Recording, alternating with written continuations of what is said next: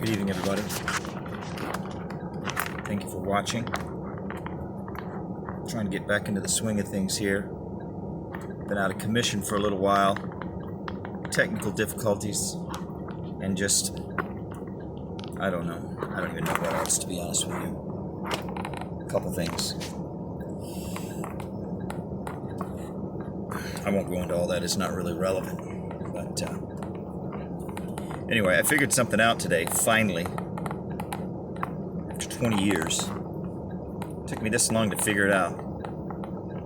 And there's a moral to that, and there's a moral to the story that it took me that long to figure out.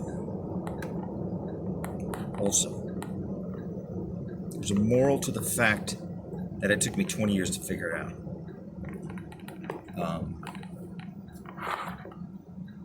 And that is that these people, they use devious means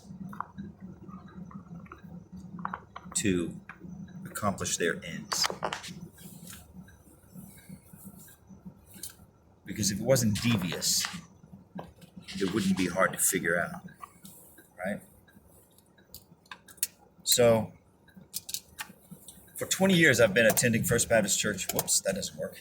For 20 years I've been attending First Baptist Church, St. Petersburg. And for 20 years I've been marveling, having my curiosity piqued,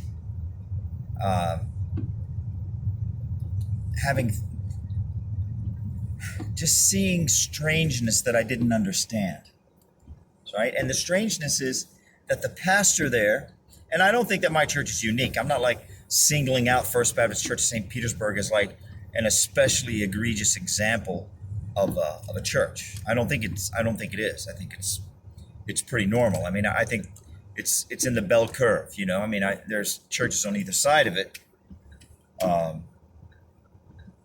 So, you know, let me just issue that disclaimer. But I've been attending, and I've always noticed it's like, man, the current preacher, Dr. Glen Money, and the previous preacher, Dr. Walter Drawn, it's like every sermon they got to interject some little Democrat Party doctrinal point, political doctrine, not religious doctrine, you know, or they got to interject some little, like, you know, golden nugget. It's just like thrown in there sometimes. Sometimes it's kind of smooth, it kind of flows, but sometimes it's just kind of like blop, just like plopped in there, like, where did that come from? You know? It's like, why did they throw that in there? That doesn't even make any sense. But in many cases, it's smooth, you know. It's like kind of like eased in there, real sneaky, like, you know. And that's the thing that keeps pricking my spirit. It's like sneaky. It's like so much sneakiness. It's like even if you don't know exactly what the sneakiness is, even if you can't put your finger on it, you can sort of feel the sneakiness. It's like there's something sneaky going on here. It's like devious, right? And you just sort of feel that. And so you start kind of looking around. It's like, I know there's something devious going on here, but I can't put my finger on it. I finally put my finger on it. This is awesome. I can't believe it. I'm so excited. I'm going to try not to ramble for 20 minutes to finally get to the point after 20 minutes. I'm going to try, but I love to ramble. So,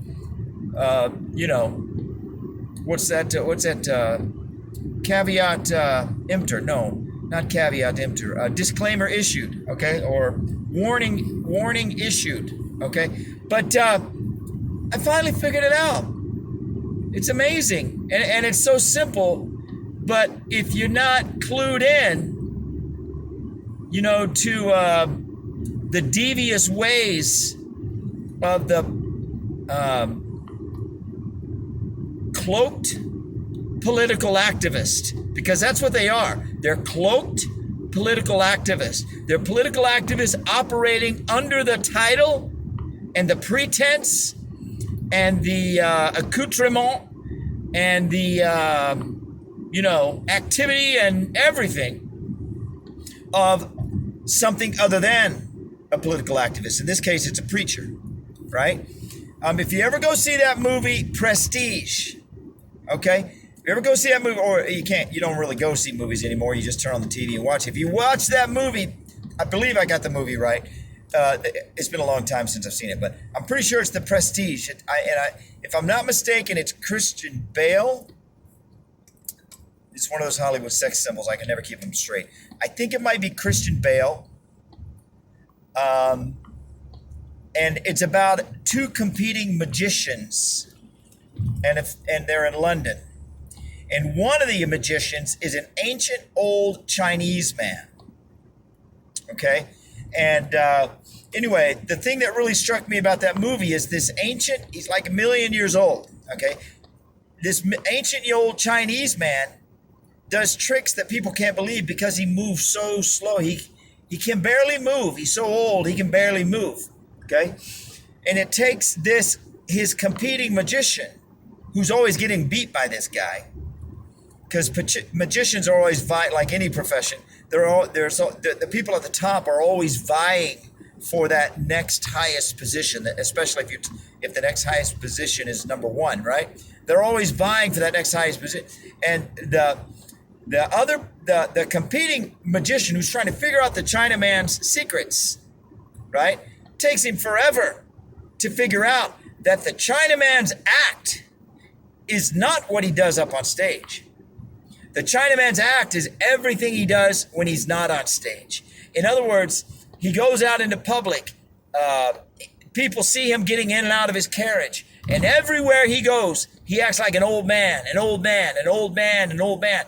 And he is an old man, but he's a lively old man. Not lively, lively with TH, not V. He's lively. He's very lively. He can move like a gazelle. Right? Because the Chinese people are into they're into the, what's that stuff where you move really slow? The other old people do it.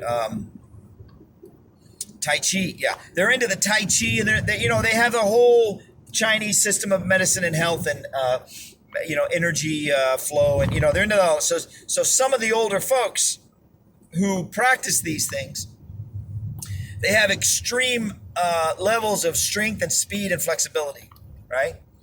So the way he does his tricks, you got to see the movie to understand what I'm trying to explain, because I can't explain it very well. But the way he does his tricks is by psyching out the public and making them think that he's somebody that he's not, or something that he's not. So the public thinks he's this decrepit old man.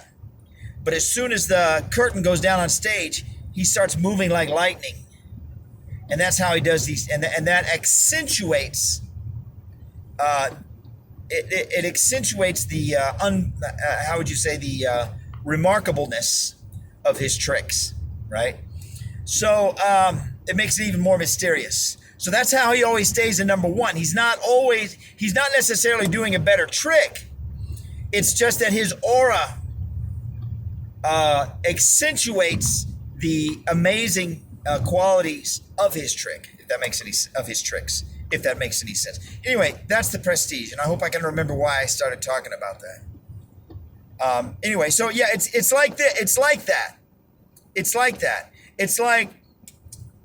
So in the Chinaman's case, right? He piles on 1,000 tons of fake.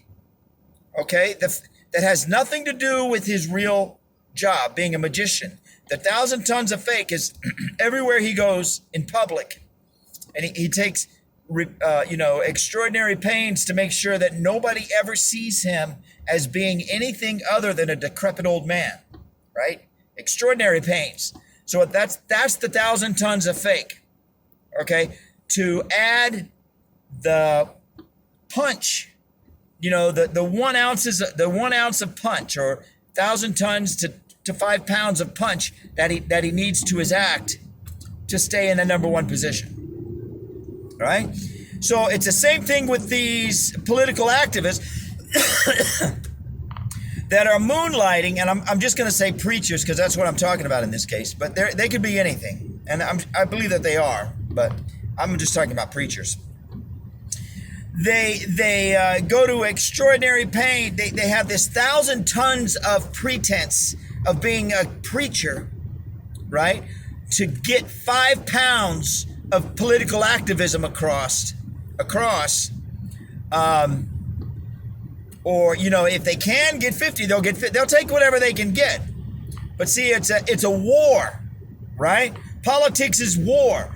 In politics, somebody's always fighting somebody. Okay? And like I mentioned before, war is 10% bullets and bombs. It's 90% the competition of ideas, the assault of ideas. A war is 90% fought over the minds of the enemy, not the blood, right?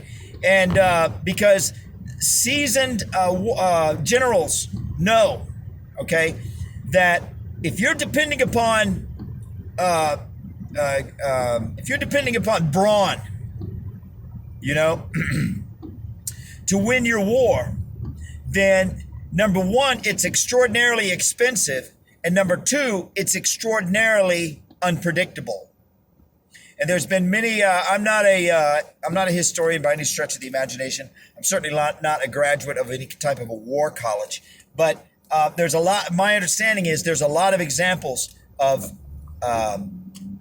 like unbelievably outmatched battles, where the side that was outmatching the other side, in other words, the purportedly and obviously stronger side lost. There's many examples of that, apparently. Apparently also, and I'm going to stop saying apparently soon, but I just want to make it clear that I'm not a historian and I'm not holding myself up as any kind of an expert. I'm just saying from what I understand, okay? But apparently also the communist war hero, Mao Zedong, is famous for saying that enhanced motivation can overcome superior strength, or superior motivation, or superior enthusiasm, or superior passion, whatever. It's not even, the exact quote isn't even one of those three words. It's a different word, but it's a similar word to those three words.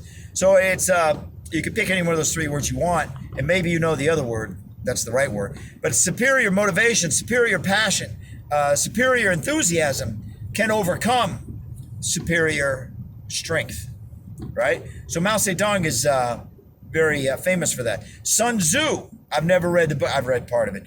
I read the book Art of War.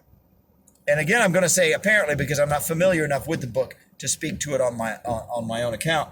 But apparently in Art of War, it's all about outwitting the enemy. It's a mental game. War is a mental game. So all this stuff that happens in politics is mental. So whenever you hear a political message being beep, beep, beep, beep, like transmitted, right? Your own antenna should go up. Beep. You should start hearing the beep, a different beep, right? When you detect that beep, beep, beep, that political beep, your own beep should start going up. Boop, boop, boop. Something is up here. Or, okay, if you don't want to be, an extremist, don't say something is up. That might be too extreme. Say something might be up. Something could be up. I'm getting a feeling here that something might be up here, right? Because why is this guy isn't a political, this guy isn't ostensibly this guy is not a political activist. Ostensibly, he's a preacher. Beep, beep. But why is a political message being transmitted out of his mouth? And every time I say out of his mouth, I think of that movie with Chris Tucker and the Chinese guy, not Bruce Lee, the other guy. Anyway, and it's like a comedy, and Chris Tucker says something, and the other guy can't understand him or whatever. And so Chris Tucker says, "What's the matter? Can't you understand the words coming out of my mouth?" I don't know why, that just sticks in my mind. Anyway, so whenever you hear words coming out of somebody's mouth that are political in nature, but they're not political, it's like, right? You should be like, this is what you should be doing. You should be like, wait a minute, what's going on here? This is interesting. I got to try to figure this out. So that's what have been happening to me for the 20 years. I've been sitting there and like, this is very curious. Yes. And I couldn't figure it out. But this COVID thing, it revealed it to me. Okay, so here it is after all this rambling. Here it is. Think about COVID. You go to the ATM to get some money. My little $20. Oh, they're warning me about COVID. I go to the grocery store. Boom, boom, boom, signs everywhere. COVID, COVID, COVID, COVID, COVID. Oh, wow, holy smokes. They're really excited about this COVID thing. And then you're driving down the street. Signs on the freeway. Signs on the side of COVID, COVID, COVID. You know, you get a bill from Geico in the mail. Oh, there's a little insert. Watch out for COVID. Wear your mask or wash your hands. Like, what the heck is this stuff? You go to log on to your banking website. Oh, COVID. You go to Yahoo. COVID. You log into your email. COVID, COVID, COVID, COVID. And then you go to church. COVID, COVID, COVID. It's like funny, right? It's like Bill Gates calls this flooding the zone. See, this is how you brainwash people. It's like everywhere you go, just put your little boop, boop, put your little message in front of them. So they're like, oh, like literally they're assaulting our minds, right? It doesn't matter if you don't know anybody that got COVID. It doesn't matter. Your mind is still going to be assaulted. And then after a while, you find somebody to have COVID and your mind has been assaulted for 6 months. COVID, COVID, COVID, COVID, everywhere, COVID, COVID. And then it doesn't matter that the person that you know that got COVID, and the only thing that happened to them was they had a headache for 2 days. It doesn't matter. You're still like, oh my God, he has COVID. Ah! You're freaking out because your mind has been assaulted. It doesn't matter that, people run to the hospital when they get a cold because they think they have COVID. I mean, every little thing turns into this gigantic. Now, granted, there are some people who legitimately have serious. I'm not saying that's not true, but what I am saying is that everything is grossly distorted. And as time goes on, we're going to find out exactly how distorted it is. And this whole mask thing is like the craziest part of it all, because people are having all kinds of health complications from wearing this mask. They're getting rush. I had to ask my fiance, I'm like, what the heck is rush? And that's where you get like yeast infections on your tongue and stuff. I'm like, this is crazy. These people are crazy, but they're being assaulted. This is a military attack, right? And I haven't even gotten to what I figured out yet, but what I'm explaining is how I figured it out. And the COVID thing is what brought it to my mind. It's what unveiled it. It's what uncovered it. Okay? Because you go to church and they're all like, oh, COVID, wear your mask. Oh, if I was with people, I'd be wearing, that's what Dr. Money, if I was around people, I'd be wearing, it's like, just do your job, man. Seriously. I mean, that's what I feel like saying sometimes. It's like, can you just cut it with the political advertisements and just do your job?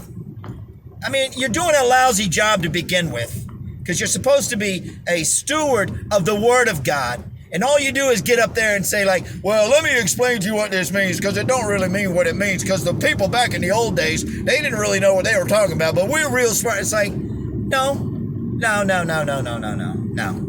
The Word of God is the Word of God, brother. I really don't care what your own little personal rewriting of it is. It's like, no, sorry. No, that's not what I come to church for, to hear somebody correct the Word of God. No, the Word of God is fine the way it is. It's 1,600 pages. We need help understanding it. We don't need help understanding how it's wrong, okay? We don't need help with that part. I mean, we get that everywhere else. We don't need to come to church for that, right? But here's the thing I figured out. Like today, Dr. Glen Money said, our world is in turmoil or something like that because we have racial reckoning. Whoa, that's a juicy political advertisement right there, right? In other words, people are burning cities because of a racial reckoning. Now, I haven't taken the trouble to do it just yet, I meant to, and I didn't do it. So that's failure on my part. But I want to look up the definition of reckoning, because if I'm not mistaken, a reckoning is a rightening. It's a event or process of making something right. Right? It's like justice. Reckoning is justice. Right? It's like taking care of something that hasn't been taken care of. So in other words, see how juicy this is starting to become? The reckoning is, we're going to burn these cities down. We're going to murder these business owners who are down there. Did you hear about that retired police captain? He's like 72 years old, a black man. They were rioting and burning down businesses. This retired police captain went down to protect his friend's pawn shop. He went down to help his friend protect his pawn shop. They shot the man in the head. The rioters shot the man in the head. You own a 72-year-old retired police captain, African American. You want to talk about a pillar of the community? All right, I hate that phrase because it's used. It's stuck on It's stuck on losers. Most of the time, it's stuck on a loser. Okay, but in this case, I wouldn't hesitate to call this man a pillar of the community, right? And he gets murdered. Did you hear about that guy on the news? No, you don't hear about thousands. You don't hear about all the people that these rioters kill and they murder, or they put in the hospital and change their lives forever, or they burn down their businesses. And you know, in certain insurance doesn't cover all this stuff. Insurance doesn't cover everything.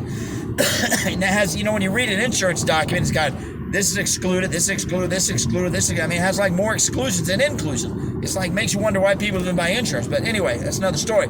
But they don't talk about all that. But see, according to Dr. Money, this is a racial reckoning. It doesn't matter how many black people's lives are ruined. It doesn't matter how many black people are murdered in the process of all these white BLMers, Black Lives Matter, these little white kids with the bicycle helmets and crowbars. And I mean, it's crazy, right? This is a racial reckoning, according to Dr. Money. Now, you know what that is? Okay, if that's Dr. Money's opinion, okay, fine, that's his opinion. You know what?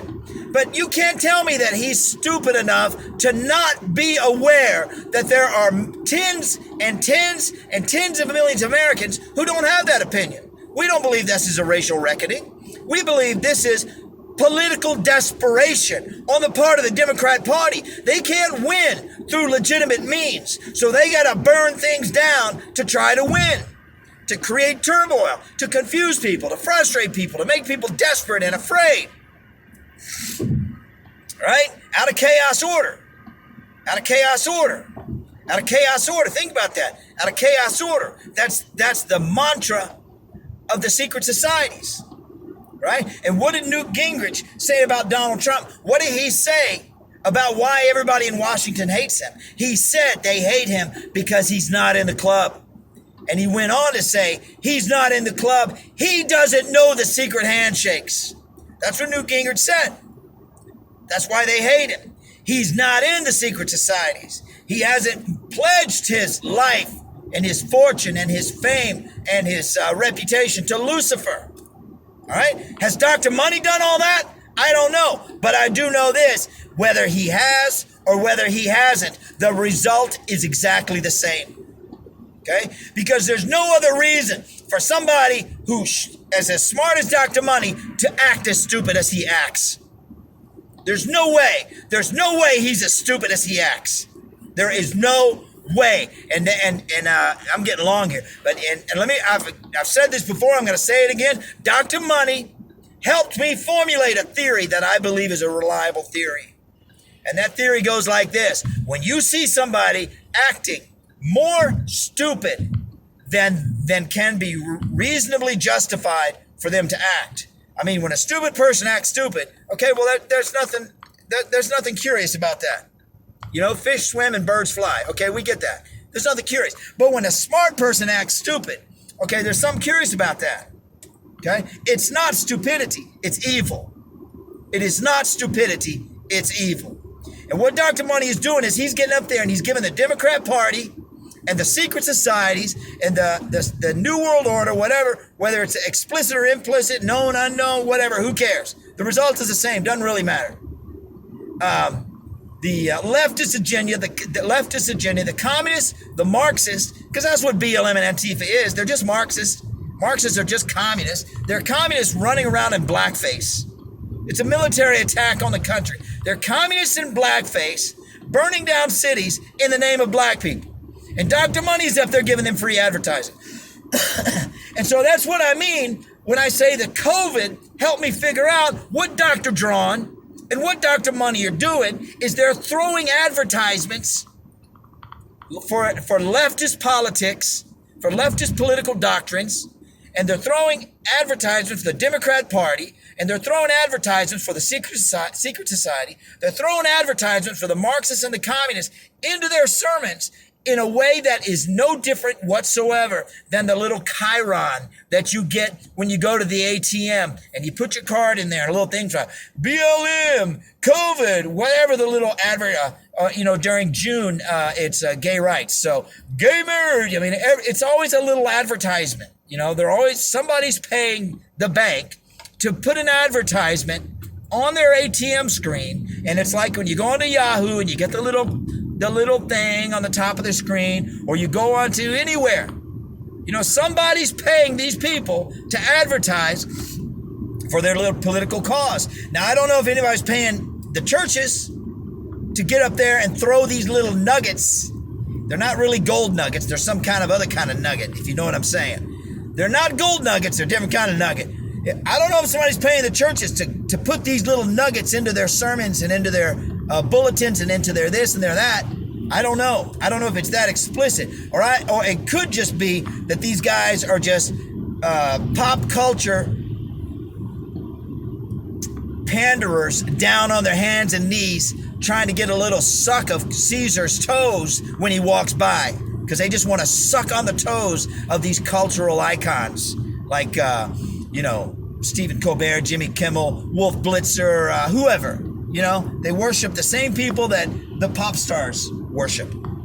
They just want to suck their toes. So they're always down on their hands and knees, eager, panting like a dog, eager to pander to these people and say what they want, what they know they want them to say. Right? So it could just be that. And my suspicion is that it is that. Is they're just weak. They're weak-minded, weak-spirited, weak-willed, weak people. They're not leaders, they're followers, because they're always following the person above them. And that's why they get so upset when we don't follow them, because they expect to follow. I got to keep going, man. This is 27 minutes. I'm gonna break it off here because my phone's about to cut off at 29 minutes. So I'm gonna break it off, start a new video. Be right back.